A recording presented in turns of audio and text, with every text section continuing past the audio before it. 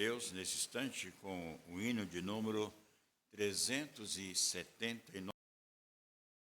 Convido a igreja para nossa meditação nesta noite. Encontra no livro de Salmos. Abre a sua Bíblia lá no Saltério, no Salmo de número 82. São apenas 8 versículos desse Salmo. Salmo 82.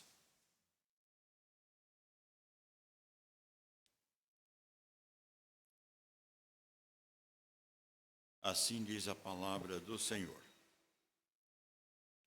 Deus assiste na congregação divina no meio dos deuses. Estabelece o seu julgamento. Até quando julgareis injustamente e tomareis partido pela causa dos ímpios? Fazei justiça ao fraco e ao órfão.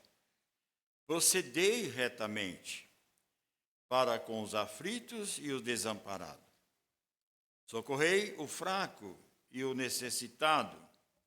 Tirai-os das mãos dos ímpios. Eles nada sabem, nem entendem, vagueiam em trevas, vacilam todos os fundamentos da terra. Eu disse: sois deuses? Sois todos filhos do Altíssimo? Todavia, como homens morrereis, e como qualquer dos príncipes, há vez de sucumbir. Levanta-te, ó Deus, julga a terra, pois a ti compete a herança de todas as nações.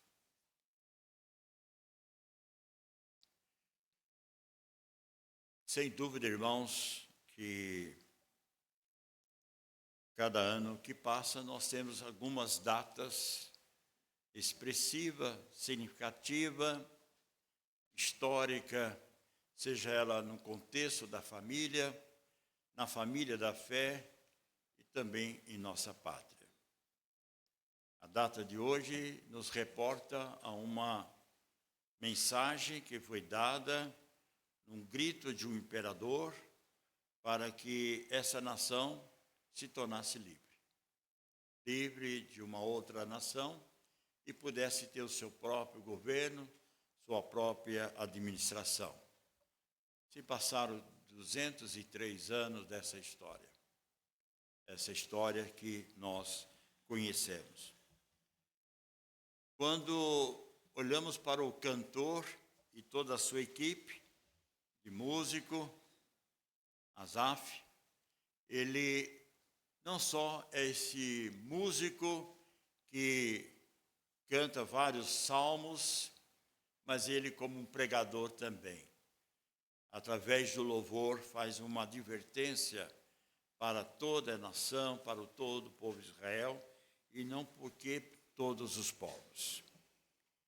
Deus, irmãos, preside em toda a história, julgando os poderosos governantes injustos sobre todas as nações.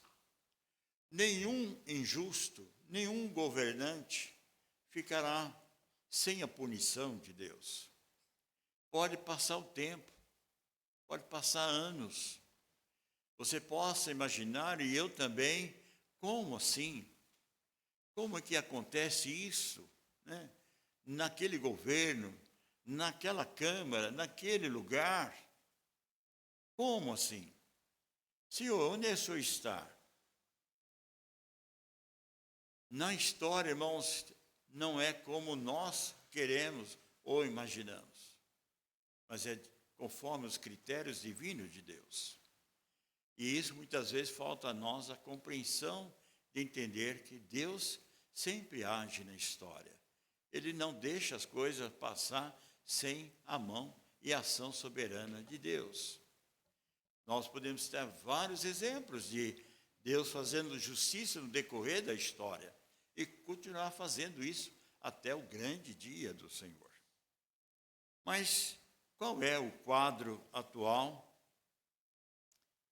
de dezenas ou até centenas de nações espalhado por esse universo? O que predomina? O que floresce nessas nações? Injustiça, imoralidade, violência, corrupção, idolatria e tantas outras coisas que você possa imaginar. Isso está em todas as ações. A gente possa pensar, aquele país é melhor do que esse. Pode ser em algumas coisas, mas em todas as nações nós encontramos isso. Isso dentro do contexto de uma nação. Mas quando nós olhamos, irmãos, para o povo de Deus, ou para a casa de Deus, não é só no passado como no presente, nós às vezes ficamos tristes também, porque às vezes nós agimos desta forma. Nós esquecemos que há um Deus que rege toda a história. Nós esquecemos que há um Deus que tem poder sobre todas as coisas. É um Deus que a nação está sob o seu controle. Nada foge da ação soberana de Deus. Dá a ideia de que Deus deixou escapar essa ou aquela nação. Nada disso. Está sob o controle e a rege desse Deus. Mesmo que se levantam dentro do seio do povo do passado, como do povo presente na igreja, pessoas que cometem injustiça, lideranças que muitas vezes não fazem as coisas corretas, favorece o bem para os maus e pune os bem com maldade. Israel, quando estava sobre a régide de Moisés, antes mesmo de Abraão, Isaque e Jacó, quem falava, quem direcionava através do sumo sacerdote era Deus. Deus sobre toda a história. Deus agindo, Deus operando, Deus levantando seus líderes. Moisés foi um líder, um homem que liderou o povo caminhando para a terra prometida. Deus levantou o seu sucessor, Josué. Todos receberam as bênçãos prometidas a Abraão, terra que mana leite e mel. O povo agora está diante das suas propriedades e agora Deus diz assim: se obedecer a minha palavra e andar na minha presença, serão sempre abençoados. Mas o que o povo fez? Depois da morte de Josué, passado alguns anos, eles prevaricaram. Esqueceram do Deus de Israel. Esqueceram daqueles milagres que Deus fez com o povo no Egito. O povo esqueceu e agora a sua atenção era para as coisas terrenas dessa vida. Então, o livro de Juízes, nós podemos ver ali que Deus levantava juízes para punir a nação pelos desvios da palavra de Deus. Passava um tempo de paz, lá vai o povo de novo, desobedecendo a palavra de Deus. Deus levanta outro juiz para punir, para disciplinar, para depois trazer o povo de volta à sua palavra. Até que Deus levanta um profeta, o profeta Samuel. Samuel, então, agora é aquele que fala por Deus para toda a casa de Israel. Já a idade avançada, o povo não aguenta mais, não quer mais ouvi-lo e quer um rei, porque começou a cobiçar as nações ímpias, que todos eles tinham o quê? Um rei. Nós queremos um rei também. Nós queremos um rei que faça como os demais nações têm. Mas nós já temos aquele que reina sobre todas as coisas, nosso Deus. Mas nós não queremos ele, nós queremos um rei. O texto diz lá em Samuel que Samuel fala o que pode acontecer com uma nação que tem um rei. O perigo, as coisas, perder os seus filhos, impostos, encargos e tantas outras coisas. Não importa, nós queremos um rei. Nós queremos passar por isso. Então levanta Saul. E Saul, então, é o primeiro rei de Israel. Esse primeiro rei, então, começa a fazer aquilo que, a princípio, agrada a Deus.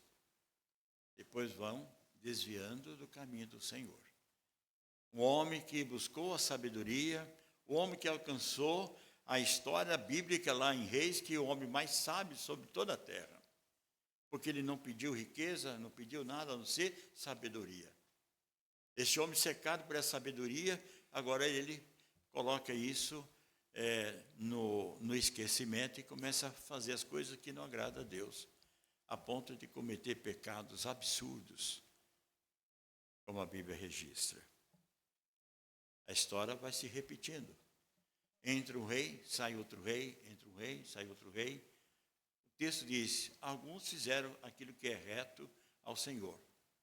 Outros fizeram aquilo que era mal perante o Senhor. Deus levanta um profeta, e esse profeta, Oséias, ele vai dizer algo muito sério para a casa de Israel e para a igreja nos dias de hoje. Veja o que faz quando nós vemos a igreja ou o povo de Deus se afastando da verdade e buscando aquilo que muitas vezes nós achamos que é melhor do que estar no centro da vontade de Deus. Oséias, então, levantado por Deus, diz à casa de Israel, dizendo, há uma corrupção geral sobre Israel. Em Oséias capítulo 4, ele diz o seguinte, ouvi a palavra do Senhor, vós, filho de Israel, porque o Senhor tem uma contenda com os habitantes da terra, porque nela não há verdade, nem amor e nem conhecimento de Deus. O que só prevalece é perjurar, mentir, matar, furtar, adulterar e há arrombamentos e homicídio sobre homicídios. Por isso, a terra está de luto e todo o que mora nela desfalece, com os animais do campo e com as aves do céu e até os peixes do mar. Todavia, ninguém contenda, ninguém repreenda, porque o teu povo é como sacerdote aos quais acusa.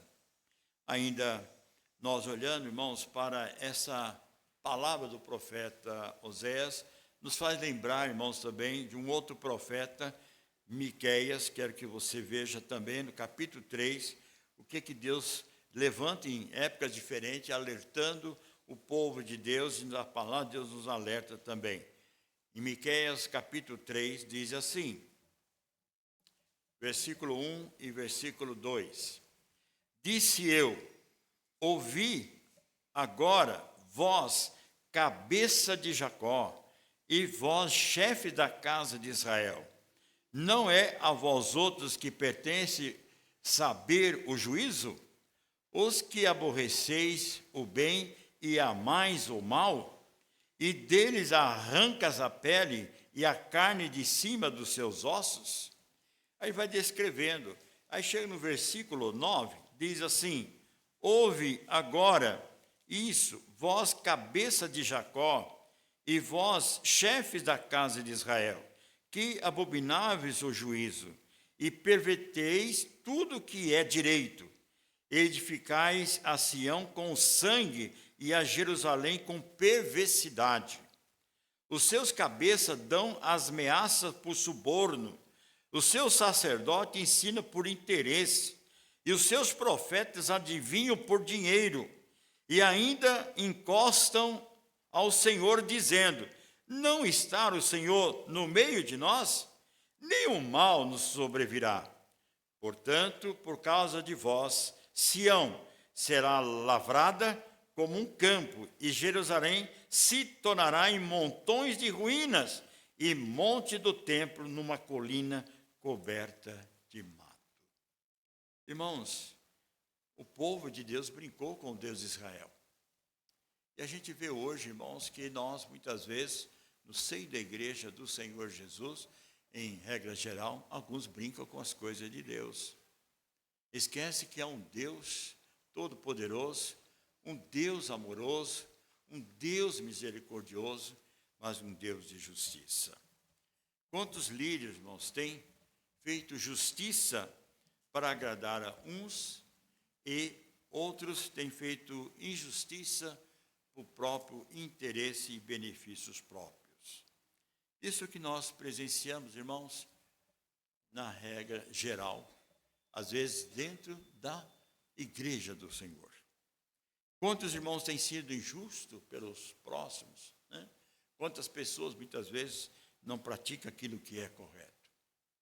Deus levanta, então, Asaf, esse cantor, e com essa mensagem, desse cântico, desse 8 versículos, chama a nação no seguinte tema: Deus fará justiça sobre as nações. Ninguém escapará das mãos de Deus. Ninguém na face da terra. Não importa que mais sejam eles poderosos, Deus visitará e fará justiça, como vem fazendo em toda a história. Diante disso, qual seria então as implicações desse salmo para nós entendermos que Deus está presente, como lemos no Salmo 75, Deus é juiz. Deus é juiz. Deus abate e Deus levanta, como diz o salmista. No verso 1 a 4 do Salmo 82, diz o seguinte: quando o Senhor julgará contra esses governantes injustos. Veja a mensagem cantada por Asaf. Deus assiste na sua congregação divina, no meio desses deuses, estabelece o seu julgamento. Até quando julgareis injustamente e tomareis partido pela causa dos ímpios? Fazei justiça ao fraco, ao órfão, procedei retamente para com o aflito e desamparado. Socorrei o fraco e os necessitados, tirai-os das mãos dos ímpios. Irmãos, quando nós olhamos essa frase, parece que isso foi escrito essa semana, esse salmo, para nossos governantes, na Câmara Municipal, estadual, federal, Congresso, e assim por diante. Parece que essas palavras acabou de ser escrita pelo salmista e mandando para nós. Uma palavra de Deus. Essa é uma realidade que nós convivemos no nosso dia a dia. Mas apesar de tudo isso, irmãos, de toda essa decadência dos nossos governantes, dos nossos juízes, de nossas autoridades, a palavra de Deus vem dizer que Deus fará justiça. Ele vai visitar um por um, vai visitar a sua igreja, vai visitar a liderança da igreja, vai visitar todos que não estiver de acordo com a sua palavra. Palavra de ordem, a palavra de Deus. Agora, Deus, na sua infinita graça e poder, Ele permite esses homens, seja na pátria ou dentro da igreja, às vezes, fazendo coisas que amanhã depois serão julgados. Porque toda autoridade procede de Deus. Nós somos cidadãos, irmãos, de duas pátrias. Há uma pátria temporária, uma pátria passageira, uma pátria que passa como um relâmpago, o que nós estamos vivendo. Mas há uma pátria celestial, há uma pátria pelo qual um dia o evangelho da graça do Senhor Jesus nos alcançou, tirou nós das densas trevas do pecado, nos fez filhos de Deus, agora como escolhidos do Senhor, eleitos pelo Senhor, propriedade exclusiva de Deus, dessa nação santa, dessa pátria celestial, pela qual um dia nós viveremos para sempre com o Senhor. É essa pátria que nós almejamos, é essa pátria que nós esperamos.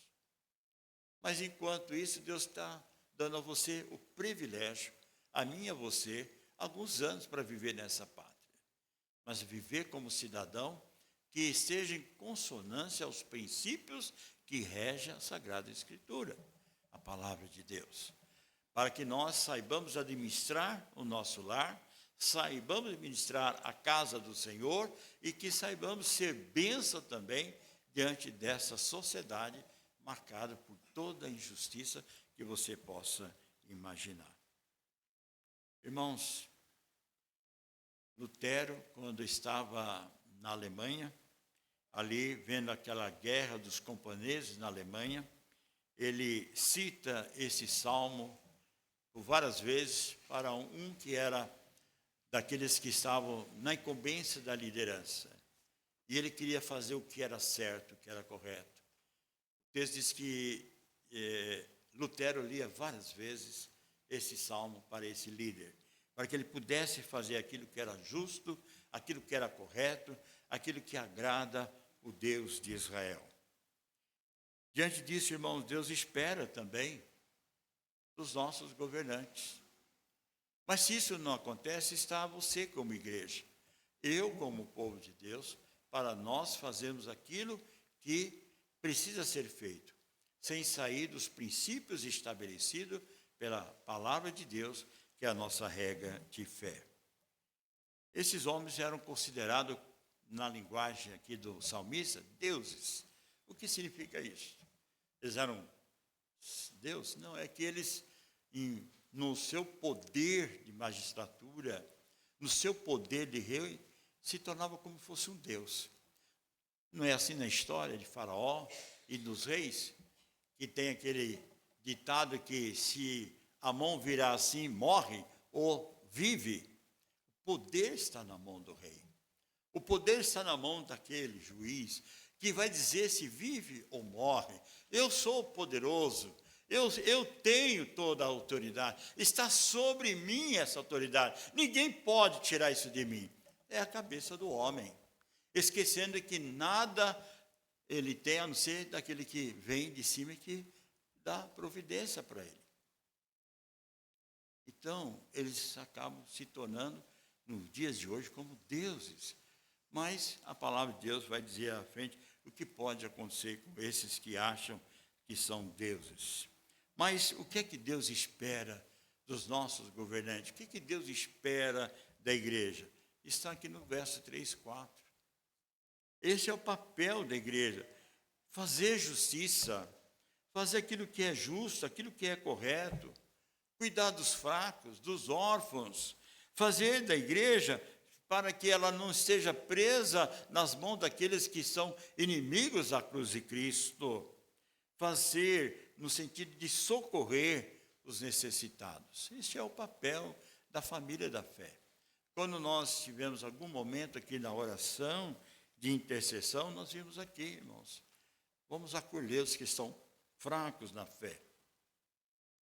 Aqueles que perderam a alegria da salvação. Aqueles que foram desencorajados pelo amor de Cristo, e que o mundo abraçou seus corações, agora a resposta deles estão aqui no mundo horizontal e não olhando para aquele que tem o domínio sobre todas as coisas. O salmista, no Salmo de número 146, quando ele escreve as palavras dizendo que Deus é aquele que não abandona, não esquece o seu povo, os seus escolhidos, a menina dos seus olhos. No Salmo 146, no verso 6, ele diz assim: esse Deus que fez o céu e a terra, o mar e tudo que neles há, mantém para sempre a sua fidelidade. E qual é a fidelidade de Deus? Faz justiça aos oprimidos, dá pão aos que têm fome, o Senhor liberta os encarcerados, o Senhor abre os olhos ao cego, o Senhor levanta os abatidos, o Senhor ama os justos, o Senhor guarda o peregrino, ampara o órfão e a viúva. Porém, ele transtorna o caminho dos ímpios. O Senhor reina para sempre. O teu Deus, ó Sião, reina de geração em geração. É esse Deus, irmãos, que nós adoramos. É esse Deus todo-poderoso. É esse Deus que está acima de qualquer poder, de qualquer magistratura. Porque Ele vem sobre todos, em especial a sua igreja, para cuidar, para defender e para libertar o seu povo. Ele reina soberanamente, Ele governa todas as nações. Mas o cantor Asaf vai cantar mais alguma estrofe. E a estrofe agora do verso 5 a 7 é uma estrofe mais dura, porque nessa estrofe temos essa mensagem: Deus punirá com justiça os juízes governantes injustos sobre as nações. Então, disse ele, vocês sois deuses? Então, sois todos filhos do Altíssimo? Todavia, são homens. Morrereis, e como qualquer dos príncipes, à vez de sucumbir. Irmãos, às vezes nós, revestidos de autoridade, nós vemos pessoas que acham que são imortais. A morte não pode alcançar eles. Alcança os outros, mas eles não. Eu tenho poder, eu tenho dinheiro, eu tenho recurso, eu tenho tudo nas mãos, nada pode mexer comigo. Eu posso comprar um hospital para cuidar de mim, não vai acontecer nada.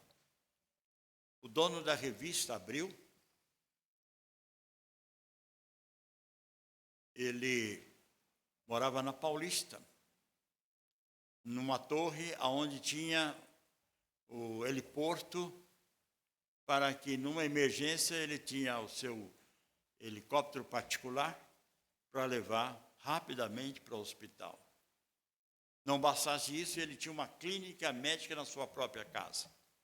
Médico a todo instante ali para cuidar dele, todo momento, para que nada acontecesse com ele.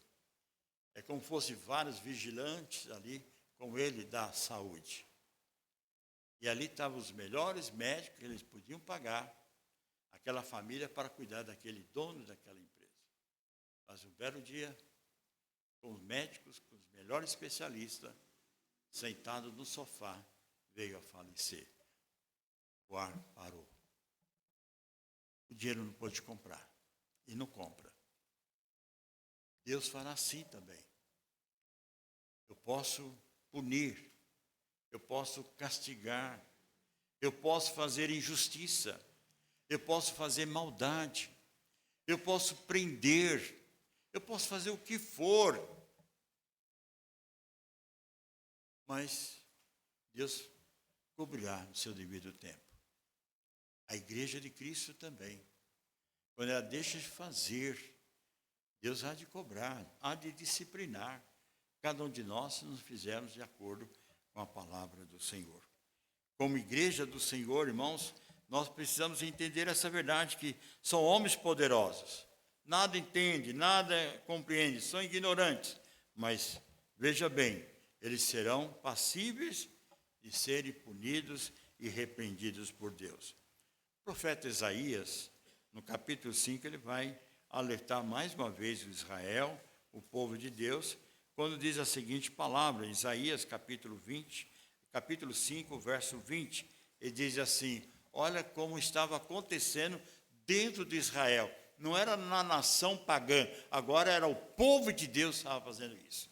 Diz o profeta Isaías, ai dos que ao mal chama bem, e ao bem mal, que faz da escuridade luz, e da luz escuridade. Põe o amargo por doce, e o doce por amargo. Ai dos que são sábios aos seus próprios olhos, e prudentes em seus próprios conceitos. Ai dos que são heróis para beber vinho e valentes para misturar bebida forte, os quais, por suborno, justificam o perverso, e ao justo negam a justiça.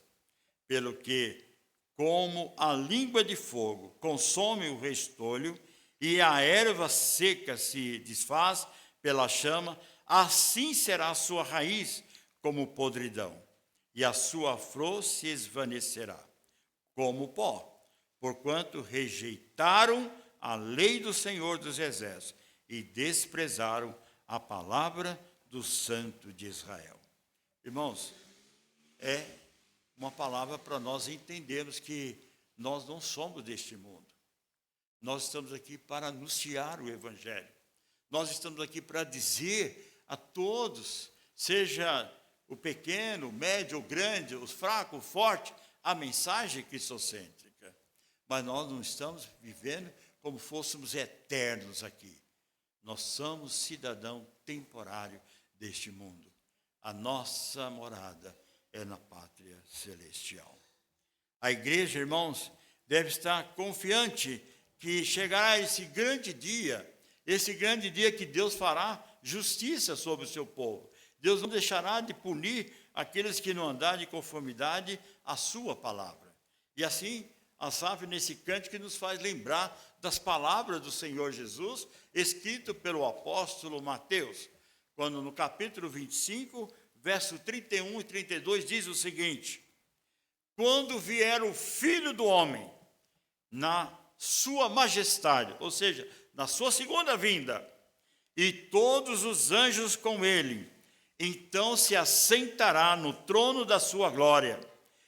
Veja agora o verso seguinte: e todas as nações serão reunidas em sua presença, e ele separará uns dos outros, como o pastor separa dos cabritos e das ovelhas. Chegará esse grande dia, esse dia glorioso, esse dia que nós aguardamos, a vinda gloriosa do Senhor, porque Ele fará a justiça perfeita que nós não temos nos nossos dias. Mas Ele vai julgar e vai levar aqueles que fizeram algo errado diante dos escolhidos de Deus e diante da nação. Irmãos, Deus vem para julgar o seu povo. Nós cantamos mensagem, cânticos que Deus vem para julgar, Deus vem para repreender o seu povo. E o salmista diz assim: na presença do Senhor, porque vem julgar a terra, julgará o mundo com justiça e os povos consoante a sua fidelidade. Por fim, o verso 8, irmãos, desse salmo: Deus fará justiça sobre a nação. Asaf termina o seu louvor, chamando o coral, chamando a equipe, chamando a nação para um grande clamor. Deus ouvirá o clamor do seu povo. Deus ouvirá o clamor do seu povo. Irmãos, domingo após domingo, nós temos no nosso boletim uma mensagem sobre esse tema. O Brasil precisa do Senhor. Ali é uma frase curta, pequena. Vamos orar, vamos clamar, vamos interceder, vamos, quem sabe, chorar diante de Deus para dias melhores nessa pátria. Mas saibamos, irmãos, que a igreja não pode perder a esperança de que Deus virá e Deus virá socorrer, sem dúvida, os seus escolhidos. Deus disse que Deus levantou um príncipe, como diz lá na mensagem profética de Isaías: maravilhoso conselheiro, o seu governo está sobre os seus ombros, está sobre a pessoa de Cristo. E ele virá no seu devido tempo para julgar as nações. E nós precisamos, irmãos, compreender esta verdade. E nós precisamos, como igreja, nós somos convocados, irmãos, para orar, para clamar, para viver a prática dessa justiça divina. Então, irmãos, como igreja do Senhor, vamos cantar essa mensagem, dizendo que Deus visitará a congregação para fazer justiça. Ele virá para conversar com aqueles que têm buscado mais poder do que fora conferido. Mas fará justiça também àqueles que não estão andando de conformidade à sua palavra. Deus ouvirá. Lembrar, irmãos, das palavras do apóstolo João no livro da Revelação, no livro do Apocalipse. Maranata, ora vem, Senhor Jesus. Vem, Senhor, vem para buscar os seus eleitos, os seus escolhidos. Esse é o meu clamor, esse é o nosso clamor, e deve ser de todo o povo de Deus, para que nós tenhamos, se for da sua infinita graça e misericórdia, dias melhores. Se não, irmãos, preparemos nossos corações para tempos difíceis, tempos em que será visitada a igreja, e a igreja precisa estar pronta para ser corajosa diante das magistraturas para defender o evangelho da graça do Senhor, ou então negar o nome do Senhor. Cabe a você pensar nisso. Você foi comprado com o precioso sangue de Jesus, então você precisa lembrar dos mártires da Igreja de Cristo Jesus, espalhados por toda a história. Homens e mulheres que deram a sua vida, mas não negaram o nome do Salvador, porque foram fiéis. Então, Deus fará justiça sobre as nações. Isso é inevitável. Um dia vai acontecer. Nesse dia glorioso, Deus levará a sua igreja. Mas aqueles que fizeram injustiça pagarão preço, porque brincaram com Deus soberano, o Rei de Israel. Zombaram da palavra de Deus. Que Deus tenha misericórdia de nós. Que Deus nos abençoe.